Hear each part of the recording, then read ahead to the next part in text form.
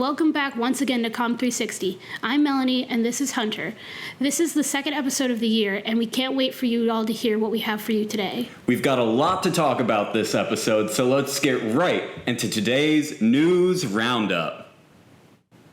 Two Shepherd University Picket reporters, Ethan Baker and Kayla Blake, recently produced a video news story and article on the new Little Mermaid revamp, which has since gained a lot of attention on YouTube.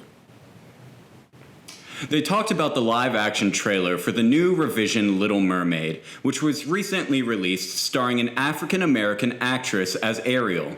The trailer has since gained a lot of praise and backlash online, with the original release receiving millions of dislikes and some Twitter users angry over how Ariel was chosen to be represented.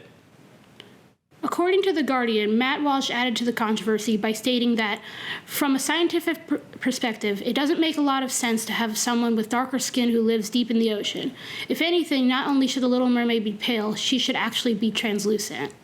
On the other side, however, countless fans have praised the new Little Mermaid trailer, happy that a minority is being represented in a children's movie, and adding there is no right nor wrong race to portray Ariel since she's a completely fictional character in the first place.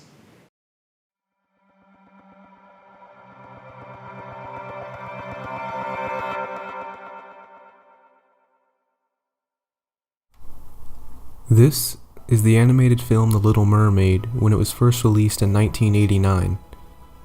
Then the sequel that was released in 2000. And the 2008 prequel.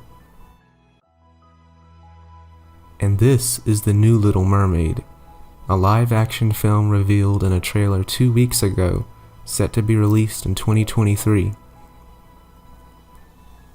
According to entertainment news site Page 6, within days of the movie's debut, the trailer garnered nearly 14 million views and 626,000 likes, but also received 1.5 million thumbs downs, prompting YouTube to disable the dislikes, a number that is now up to 3 million.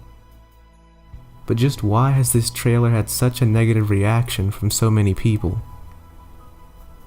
Of course, virtually all Disney remakes are faced with some level of criticism from fans, but this time it's different.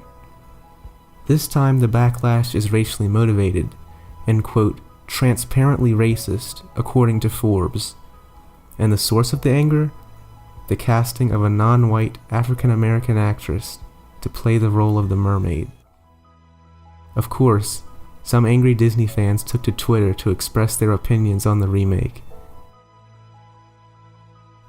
But it was also met with many supporters who are both in favor of black representation in children's films and who recognize that there is not a set race for a completely fictional mermaid. We sat down with Shepherd University students to hear their thoughts on the new trailer and the creation of more diverse children's films. I watched it. When I originally watched it, I thought it was very good. Like, it was very well put together.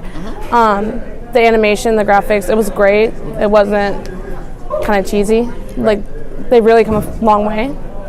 People have this issue with people of color playing these, like, originally, like, white roles that were created, but the thing about these old Disney movies, so I've done a lot of research on this, people of color didn't have representation back then.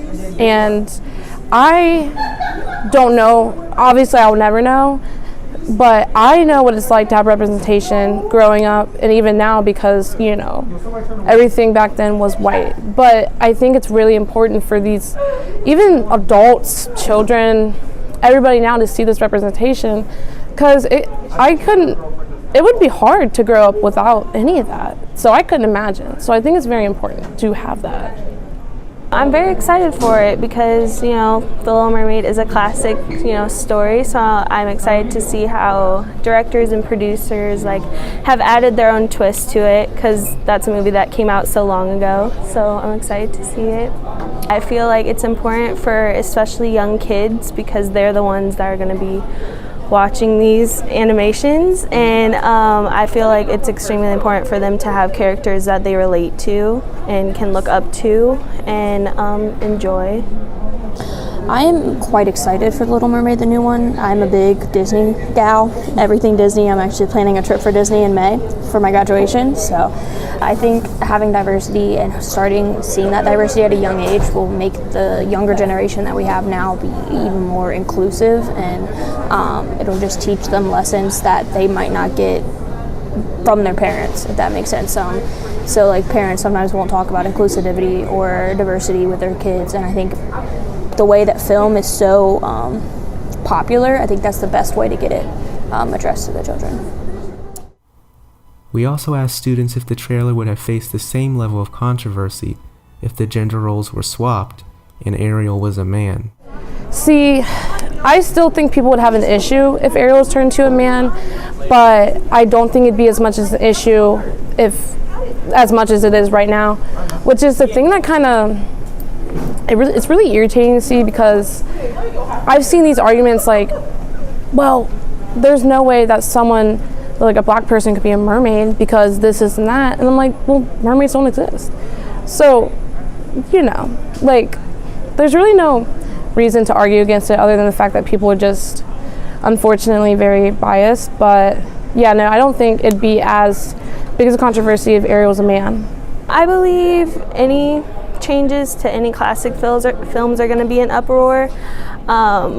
So I do believe it will be an uproar for a lot of different communities, but not in my personal community. But yeah, I think it will be an uproar, and I think it's going to be something that people are going to have to start getting used to, because I feel like with the changes in, especially like in new day and age, I feel like there are going to be a lot of changes to try to make classic films and TV shows and different animations that are more relatable for everybody, and whether that be characters of different diversities or different orientations. So I think there's always going to be an uproar when it comes to that, because of people who are used to what we have. No, I don't think it would be. There's always the stereotype, I feel like, when it comes to women and men in film, and men are more accepted, if that makes sense, than women in film. And I feel like that's how it's been for a long time.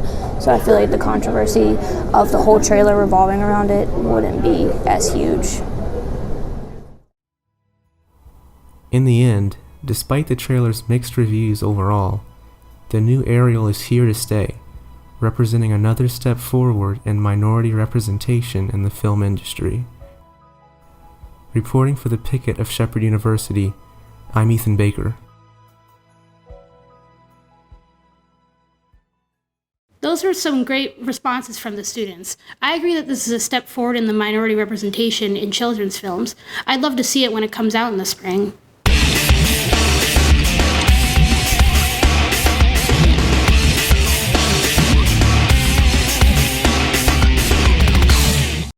And now it's time for sports. The Shepherd University football team is undefeated so far this season with a 9-0 winning streak. Most recently, they won 55-10 at home against Bloomsburg University during the Military Appreciation Week, and a week before that, they beat Westchester University 47-14. It's been a great season so far from the Rams, and if they keep it up, they might just remain undefeated. Here to give us an update on the season so far is none other than Gerald and Kevin. What's up? Hey, welcome. It's great to be here. It's great to be here. Fantastic. I've heard a lot about y'all's show. I'm really excited to be on this show. It's my dream. That's great. Well, we have a couple of questions for you. I think everybody's wanting to know, in this last game, were there any memorable moments? Oh, man. I'm glad you asked that. So, in the game that just happened, we had a Military Appreciation Week, which is, appreciating our military and, what they all do for our country. So we had U.S. aircrafts flying over the stadium while the national anthem was going on. Mm-hmm. And it was also Senior Day. So all of our seniors lined up, and we gave them their flowers. Their families walked them onto the field.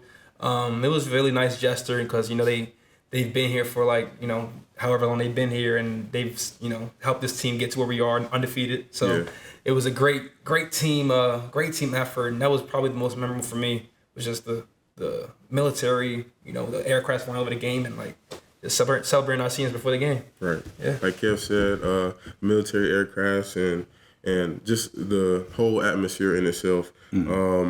Offensively and defensively, Shepherd University had an amazing game as they won 55-10.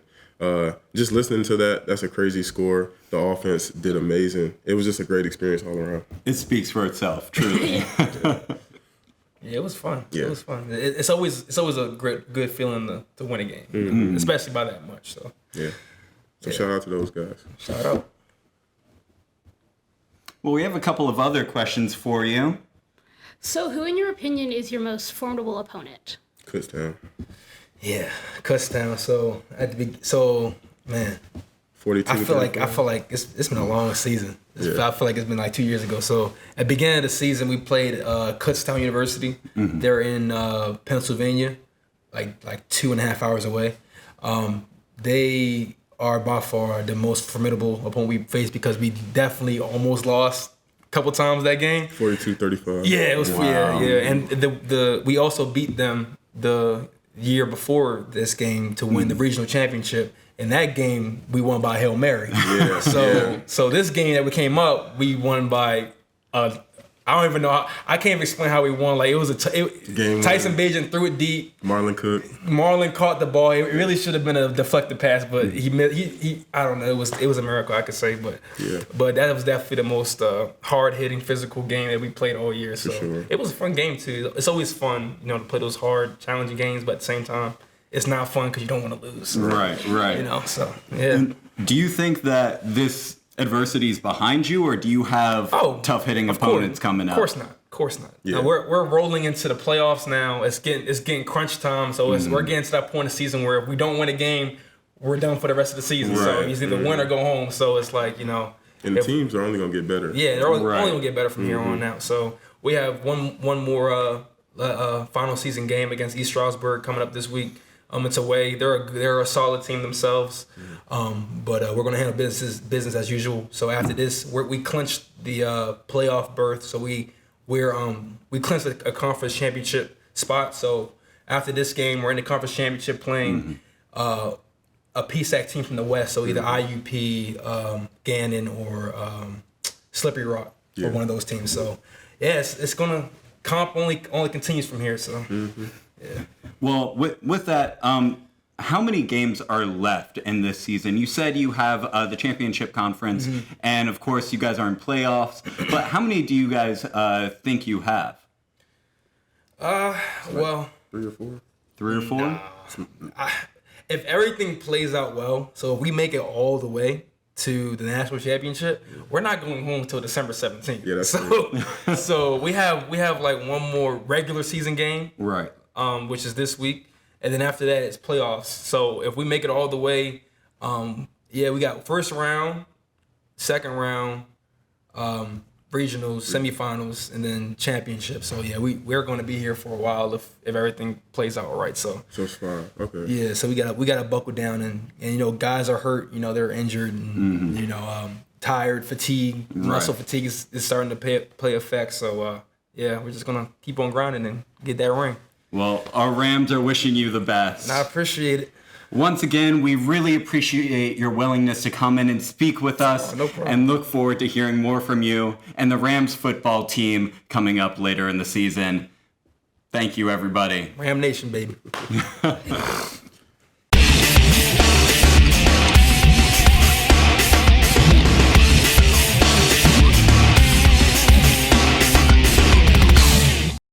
As always, our final segment of today's show is department news. The latest news of the COMM department, that is.